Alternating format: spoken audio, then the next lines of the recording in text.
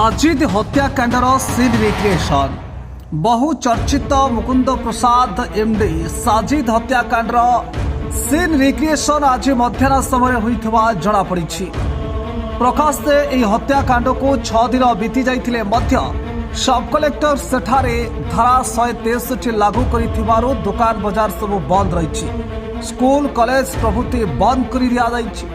एपरिक शांति श्रृंखला ठीक रे न फेरिबा जाए कॉलेज हॉस्टेल खाली करि दिया जाइछि।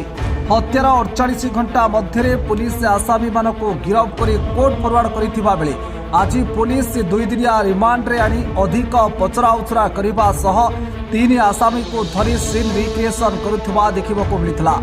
3 आसामी द्वय हेले मुकुंद प्रसाद पोड़ासाई अंचल विश्वजीत महारणा और मुकेश सेठी। जगतसिंहपुर जिला अंतर्गत आशीष पट्टनायक समस्त आसामी मानक शिल्पांचल थाना पुलिस इन्स्पेक्टर श्रीमती गायत्री मिश्र तत्वावधान में सीन रिक्रिएशन होइथिबा जणा पड़िछि। खुर्दारू निवाई चरण महारणा रिपोर्ट अब न्यूज ओडिशा।